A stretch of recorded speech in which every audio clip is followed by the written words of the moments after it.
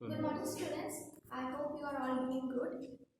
So in last class, what we have learned? We have learned different properties. What are the properties? That is luscious, hardness and the roughness. Today we will learn about the more new properties. Before going to the chapter, first we have to discuss the question that I have given you last class. So let's start. I hope you have also learned those questions. So first question is, you are given the following materials. Now tell on the basis of which property you group them. What are those materials? The first question is cotton ball, rubber band, chalk and stone. Now hearing these materials, now tell me what first thing that comes in your mind. Hearing rubber band, it comes that rubber band is stretchable, it can be and even it compressed. And we know the materials which can be stretched and which can be compressible are soft materials. Now we have come across, and if we come across stone, it is what thing that comes? The stone is hard. We cannot compress. It is very hard. Now we have seen that rubber band and stone, the rubber band is soft and stone is hard. Now which property we are talking about? We are talking about hardness. So seeing this material, we can group them on the basis of hardness. Now let's see group them. What are the hard materials among these?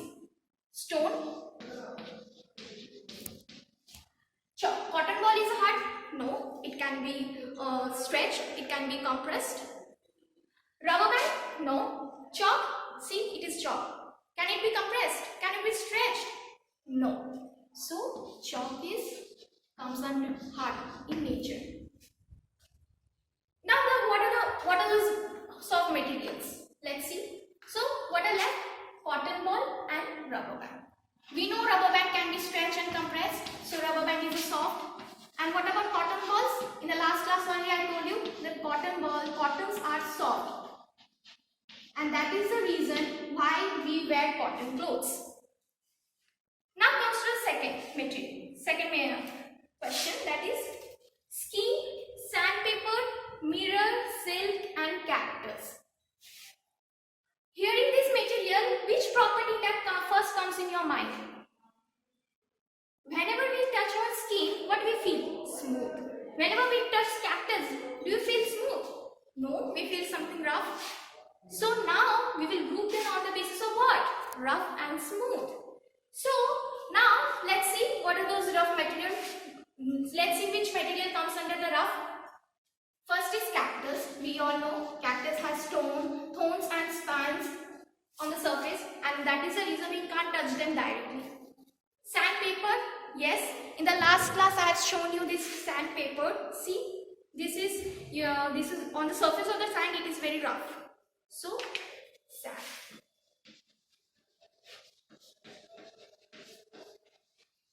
Any other material that comes under skin?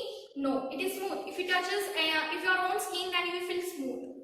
Mirror, you will see the mirror. When you see yourself in the front of the mirror, what you feel? When you touch the mirror surface, what you feel? Smooth. So it's not smooth. So it's it is smooth. And silk, yes, silk is also smooth. So these materials comes under soft in nature.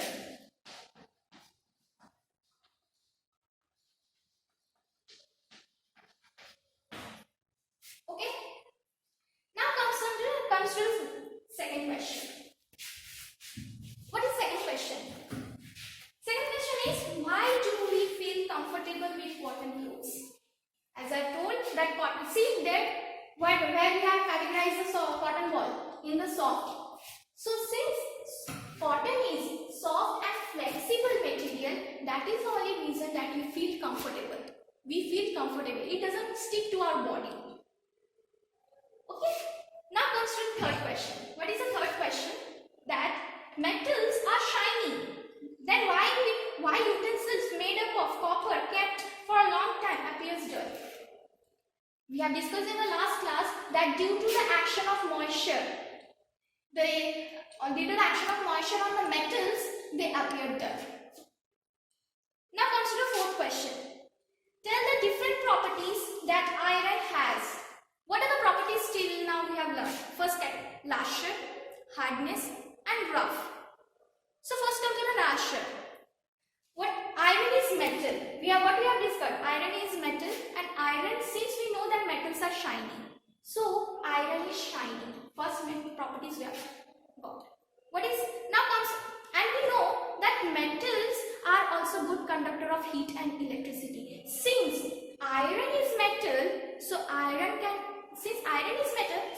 can also conduct heat and electricity. So we have written iron is good conductor of heat and electricity. Now what is the second property that we have come across? That is hardness. Whenever you come across iron nails, that is spirit, what do you feel? Do you feel hard or soft? Yes, we feel hard. So iron is hard. Okay. Now comes to the fifth question. What does it say? Apart from appearance, are there any other properties by which we can group the materials? So based on appearance, what are the properties we have learned? One is lasher, one is hard, another is rough. Yes, there are also another property based on appearance we can group them. That is shape and size. Of course, there are many different shapes. We know different shapes like what are they? Cube, sphere, triangle, round. These are all different shapes. And there are also different sizes. Some are small in size, some are bigger in size, some are long, some are short. You will see whenever you visit in a mall, big bazaar, you will see the kids sections are kept in separate. The women's section, who are adults, they have a different section. Why? Because kids they need small clothes. They doesn't need the big clothes. So small clothes are kept in a different section, and small and bigger clothes that who are adults from your mother, they are kept in a different section. So based on size and shape, we can group them. For example, they are depending on different shape like cube, sphere, cone, cylinder. Those are you are given a different shape, like you are given a ball. One is given a cylinder, one is given a pipe, one is given a birthday cap. How will you group them? On the basis of the shape. Those who are sphere, those ball will come under sphere, cone will come under, birthday cap will come under the cone, and this pipe that will come under cylinder.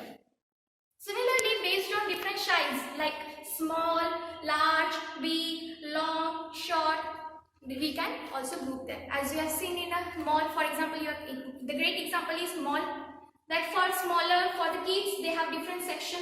Smaller pants, bigger pants, they are kept in different, so that we can find them easily. Now we will learn the new property. In the last few classes, we have learned that in appearance. Now the new property we will learn, that is solubility. What does this solubility mean? First, we have to understand that. Solubility means ability to dissolve, ability of a material to dissolve in water. Solubility means the ability of a material to dissolve in water. মানে যেটা আমরা বাংলাতে বলি গুলে যাওয়া।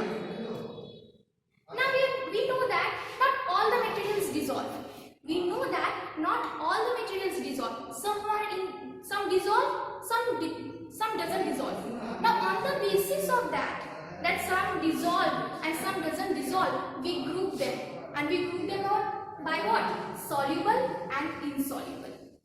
What is soluble and what is insoluble? Soluble is the materials which dissolve in water are soluble.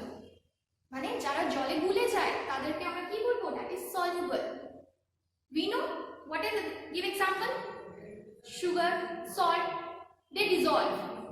And what is insoluble? Insoluble is the materials which do not dissolve in water. There are many more materials which do not dissolve in water. What are they? Sand. We know the sand doesn't dissolve in water. তারা জলে গুলে যায় না. So they are insoluble. They are called insoluble. Now to understand this solubility, let's perform some activity. Let's see.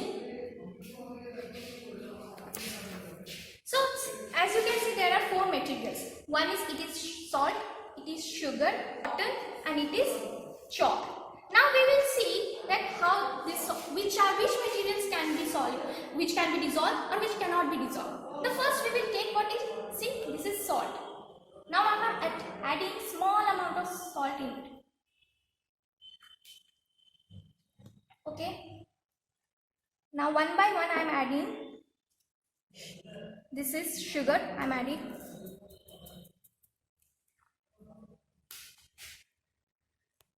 I am adding cotton.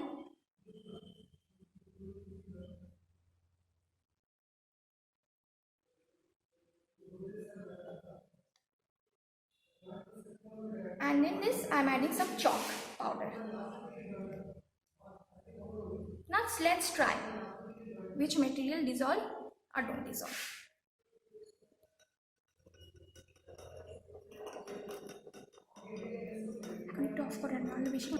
I'm stirring. What you see? The salt cubes are disappearing. They are disappearing water. That means they are dissolving. And what it does it say? It is soluble. Now comes to the second beaker. What you see? I have put it as sugar in it. What do you see? See, you can see that sugar cubes are disappearing slowly. It is getting dissolved. So this material, since sugar is getting dissolved, we call them soluble. Now come to the cotton. I am stirring cotton vigorously. Are they disappearing? No, they are not disappearing. They are not dissolving. So what do we call? Since they are not disappearing, they are not dissolving, we call them insoluble. Now comes to the fourth. What do you see? You see the chalk powder are still present in there. You see that here you can distinguish that sugar particles have been disappeared, sugar cubes have been disappeared, but chalk powder is not disappearing. That means chalk is insoluble. So now we can group. So now we can say what are the insolubles? The sugar and salt are insoluble. Sugar and salt are soluble, and cotton and chalk are insoluble in nature.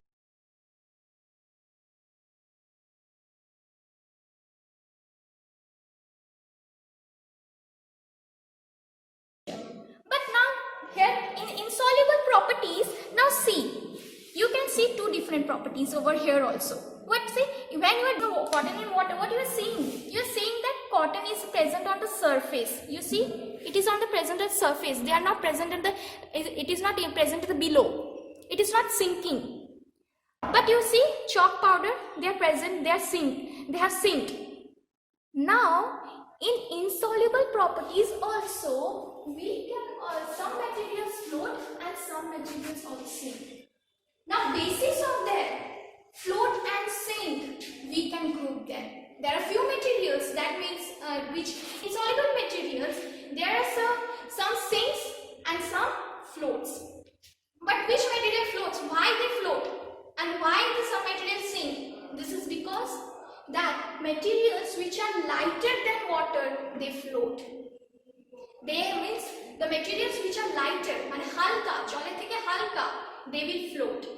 And which material will sink? The materials which are heavier than water. As you can see, chalk powder. Chalk powder is heavier than water, and that is the reason they sink.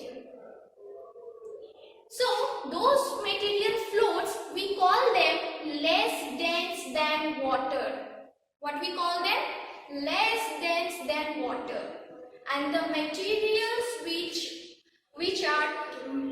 sink in water, they are called more dense than water. Dense means bhari. The float, in float, materials are less dense, mane halka, kom bhari, jole theke kom bhari, and that is the reason they float. And in sink, these materials are more denser, mane jole theke bhari, beshi bhari, and that is the reason they sink in water. And the example we have seen that we have performed the activity, that is cotton and chalk.